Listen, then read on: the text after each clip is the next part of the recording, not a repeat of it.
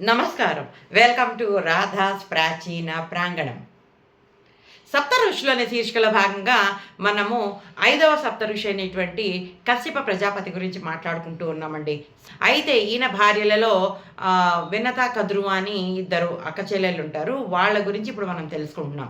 పోయిన సంచికలో వీళ్ళు సంతానం కావాలని అడగడము, కశ్యప ప్రజాపతి వీళ్ళకి సంతానాన్ని అంటే యజ్ఞహవిస్సుని ఇచ్చేసి వెళ్ళిపోవడము, తర్వాత వీళ్ళు గర్భం దాల్చడము, 1000 మంది గుడ్లని ధ్రువ ప్రసవించటము, అలాగే వినత 2 తేజవంతమైన గుడ్లను ప్రసవించటము, వాటిని నేతి కుండల్లో వేసి భద్రపరచడం దాకా చూసాం.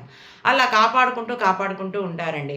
అలా 500 సంవత్సరాలు గడిచిన తర్వాత ఈ కద్రువ కుండలో ఉన్నటువంటి 1000 కుండలు కూడా ఆ గుడ్లు పగిలి దాంట్లోంచి పిల్లలు బయటకు వస్తాయన్నమాట. అయితే అది చూసినటువంటి ఈ వినతకి మనసాగదు. ఆమె అసూయతోటి ఏం చేస్తుంది, ఆ గుడ్డు ఉంటుంది కదా, ఆ గుడ్డుని కాస్త ఒక గుడ్డు తీసి పగలగొడుతుందండి. అయితే లోపల ఇంకా పూర్తిగా ఆ శరీరము పొందకుండా ఉన్నటువంటి అనూరుడు అనే కుమారుడు బయటకు వస్తాడు. తల్లిని తిడతాడు. ఏంటమ్మా నీకు అంత తొందర ఏంటి నీకు, ఇంకా అందరికీ ఒకే టైం పడుతుందా, ఆమెకు పుట్టేసరి అసూయతోటి నువ్వు ఇలా చేయటం వల్ల నేను శాశ్వతంగా అంగవైకల్యాన్ని పొందాను అంటే హాఫ్ భాగమే ఉంటుందండి అతనికి. మిగతా కింద డౌన్ పార్ట్ ఇంకా ఫామే కాలేదు అతనికి. తను పగలగొట్టేసరికి అలాగే పుట్టేస్తాడు బయటికి అని తల్లి మీద కోపం తెచ్చుకుని తల్లిని శపిస్తాడనమాట. 500 సంవత్సరాలు నువ్వు దాసిగా ఉంటావు నీ కద్రువకి అని చెప్పేసి శపిస్తాడనమాట.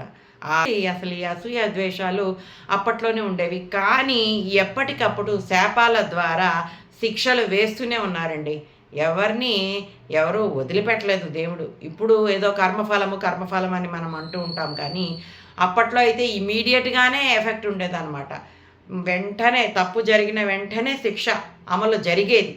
ఇప్పుడు చూడండి, కొడుకు శపిస్తాడు, 500 సంవత్సరాలు నువ్వు దాస్యం చేయాలి నువ్వు కద్రువకి అని చెప్పేసి శాపమిస్తాడు. తర్వాత సూర్యుడికి రథసారథిగా వెళ్ళిపోతాడండి. సూర్యుడి యొక్క రథసారథి ఈ వినత యొక్క కుమారుడైనటువంటి అనూరుడండి. తర్వాత కొంచెం సేపటికి తెప్పరిల్లి, ఎంతైనా తల్లి కదా, జాలి పడతాడు మళ్ళీ. సరేలే, అయిందేదో అయిపోయింది, నువ్వేం బాధపడకు, నువ్వు దాస్యం చేసినా కానీ తర్వాత ఈ 2వ గుడ్డు నుంచి వచ్చినటువంటి కుమారుడు నిన్ను కాపాడుతాడు, ఆ దాస్యం నుంచి విముక్తుడిని చేస్తాడు అని చెప్పి తన దారిన తను సూర్యుడికి రథసారథిగా వెళ్ళిపోతాడండి. ఆ తర్వాత ఏం జరిగిందో వచ్చే సంచికలో చూద్దాం. అంతవరకు సెలవు.